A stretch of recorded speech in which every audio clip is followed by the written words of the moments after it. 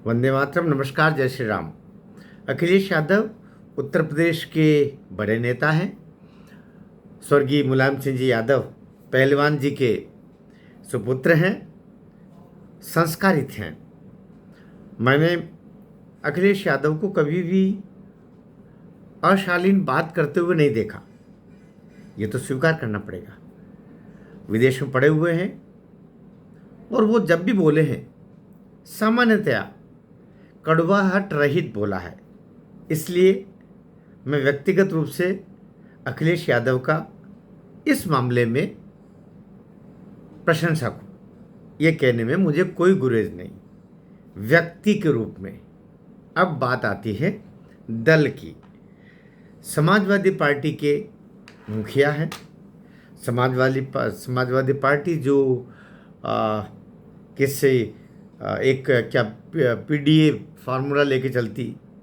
PDA मतलब पिछड़ा, PDA मतलब अल्पसंख्यक, और डी मतलब दलित। यद्यपि दलित उनके साथ नहीं है, हाँ, पिछड़े में भी केवल यादव उनके साथ में है।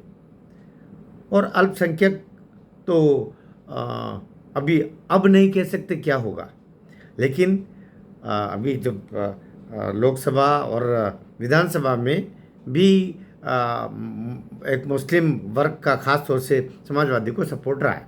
यहाँ तक भी सब सही हो गया। अब जो बात आगे अब मैं करना चाहता हूँ और जिसकी कारण से ये बात या वीडियो बनाने का भी कारण बना कि अखिलेश यादव इन दिनों बहुत डरे डरे से हैं। अखिलेश यादव इन दिनों में संशय में है। अखिलेश यादव को इन दिनों बड़ा ही एक असुरक्षा का भाव राजनीति में लगने लगा है। ये सवाल लोग पूछ रहे हैं, ऐसा क्यों हो रहा है? लेकिन जब थोड़ा सा टटोलेंगे तो समझ में आएगा कि इसके कारण बहुत दूर नहीं है, बल्कि बहुत नज़दीक है। होता ये है, जब राजनीति में जैसे शेयर मार्केट में होता है ना, कि कोई जैसे लगता है कि ईरान और अमेरिका का कोई समझौता होने जा रहा है, तो शेयर मार्केट एकदम छलांगे मारने लगता है। जैसे लगता है कि नहीं नहीं नहीं नहीं नहीं, और वो समझौता नहीं हो रहा है और ये तो युद्ध लंबा खींचेगा, या फिर ऐसा कोई मामला है जो वो हरमुज से अब जहाज़ नहीं निकलेंगे, ये कारण हो जाएगा, तो सब धड़ाम धड़ाम धड़ाम शेयर नीचे चला जाता है। ठीक ये स्थिति राजनीति में भी देखने को मिलती है।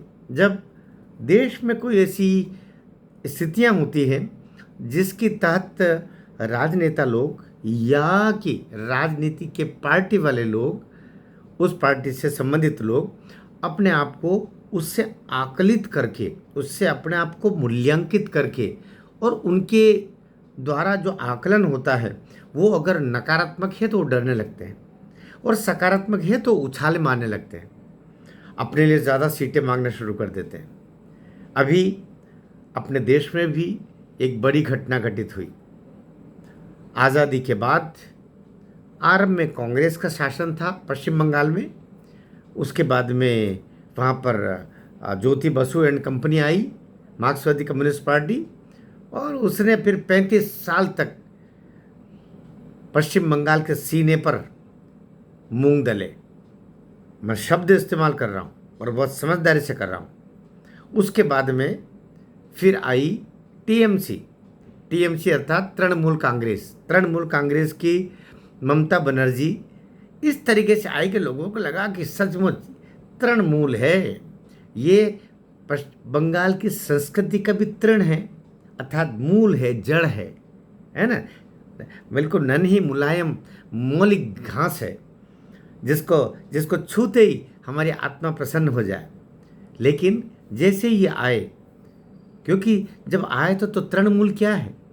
तृणमूल तो होना चाहिए था आनंद मठ का पूरा विषय कलेवर, वो होना चाहिए था रविन्द्रनाथ टैगोर की सब नोबेल की सभी काव्यांजलि की सभी कविताएं, होना चाहिए था शांति निकेतन, होना चाहिए था माँ काली के उस भव्य रूप का पूरे बंगाल में प्रचार प्रसार, होना चाहिए था बंगला संस्कृति का प्रचार प्रसार। लेकिन आपने किया क्या?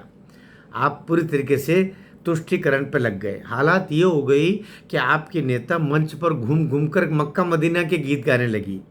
आप खुद भी वहाँ जाते तो अपने सिर को पूरा ढक करके, जैसे आप एक कैसे वर्ग विशेष की हो गई हो, है ना, खातूनें जैसे होती है ना, वैसा वैसा बांध करके ममता जी घूमने लग गई।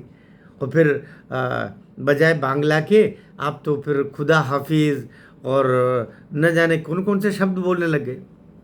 तो उधर मक्का मदीना, खुदा हाफिज़, फिर रही सही कसर की जब दुर्गा प्रतिमाओं का स्थापना नहीं होने देना, दुर्गा मंडलों का स्थापित नहीं होने देना नवरात्रि में, और वो सभी काम जो आपको नहीं करना चाहिए था, आपने हिंदुओं का दमन करवाना शुरू कर दिया। आपने हिंदुओं की औरतों को घरों से उठवा करके और आतताइयों के पास भेजने और उनका शील मर्दन करने के सारी जो स्थितियां होती वो पैदा कर दी।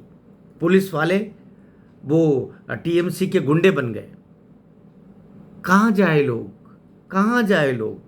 त्राही त्राही हुई। परिणाम 2026 में ऐसी हार हुई कि संकट नहीं पड़ रहा है कि हम जीवित भी हैं या मर गए।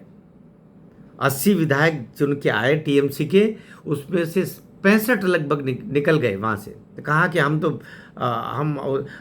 हम हैं मूल टीएमसी। अब जो ममता जी एंड कंपनी बची है वो तो टीएमसी है ही नहीं, खत्म हो गई वो। तृणमूल तो हम है। ये अभी लोकसभा में हो रहा है। सबको ध्वस्त हो गया। इस सब से मैंने ये भूमिका में क्यों बोला, इस सब से क्या अखिलेश यादव डर गए? क्या ये डर का कारण है? क्या उनको लगने लगा कि ये जो संविधान बदल देंगे और आरक्षण ख़त्म कर देंगे, और ऐसा जो झूठे उस समय आपने शगु पे छोड़े थे लोकसभा चुनाव के समय, और ये 35-37 सीटें आ गई। अब जनता की आंखें खुल चुकी है, दलित की भी और आदिवासी तो खैर उत्तर प्रदेश में ना के बराबर है, लेकिन दलित भाइयों की भी आंखें खुल गई है, पिछड़े भाइयों की भी आंखें खुल गई है, यहाँ तक कि यादव बंधुओं की भी आंखें खुल गई है। और सबसे दुखद और चिंता करने वाली बात समाजवादी पार्टी के लिए ये कि अब मुस्लिम भी उसको वोट देने से मना कर रहे हैं। उनको लग रहा है कि हम अब मोदी सरकार से और योगी बाबा से अब बेवजह की दुश्मनी क्यों लें, जबकि वो तो हमारा भला कर रहे हैं। हमको रहने को मकान वो दे रहे हैं, खाने को 5 किलो अनाज वो दे रहे हैं, इलाज करने के लिए 5 लाख का कार्ड हमारे जेब में डाल रहे हैं, और हम उन्हीं के दुश्मन बन रहे। दंगे में हम ही पिट रहे, हमारे बच्चे जेल में जा रहे, जबकि वो हमारे दुश्मन है ही नहीं, हमारे भले चाहने वाले। तो अब पश्चिम बंगाल में भी जिस तरह मुस्लिम बंधुओं ने भी वोट दिए, ऐसा लोग कह रहे हैं, मैं इसमें आश्वस्त नहीं हूँ, क्योंकि सामान्यतः धारणा ये बन गई कि मुस्लिम लोग चाहे अपने वोट को फाड़ के फेंक देंगे, अब फाड़ के फेंकने का तो नहीं है, लेकिन वो नोटा में दबा देंगे, लेकिन भाजपा को नहीं देंगे, ऐसा कहते हैं। हो सकता है भाई बदलाव आ रहा हो, क्योंकि कई मुस्लिम लीडर्स और इनके मौलाना लोग अब खुलेआम कहने लगे कि हम सपा टीएमसी कांग्रेस के साथ नहीं जाएंगे, क्योंकि हमें केवल ये बर्बादी के अलावा कुछ नहीं दे रहे, हमें देश के मुख्य धारा से अलग लेके जा रहे हैं। ऐसे में क्या ये जो आंखें खुल गई है देश के लोगों की, जैसे पश्चिम बंगाल में आंखें खुल गई और 208 सीटें लेके आ गई बीजेपी, इसी तरीके से ऐसा तो नहीं कि 400 में से 350 सीटें विधानसभा में भाजपा लेके आ जाए और ये बिल्कुल हारमोस बन जाए समाजवादी पार्टी, जल डमरू मध्य। क्या ये भय तो नहीं है कि अखिलेश यादव डरे डरे घूम रहे हैं? आपको क्या लगता है? जो मुझे लगता था मैंने आपको बताया। आपको कुछ अलग लगता हो तो मुझे ज़रूर बताइए। आपकी इस समीक्षा से आप सहमत नहीं हैं?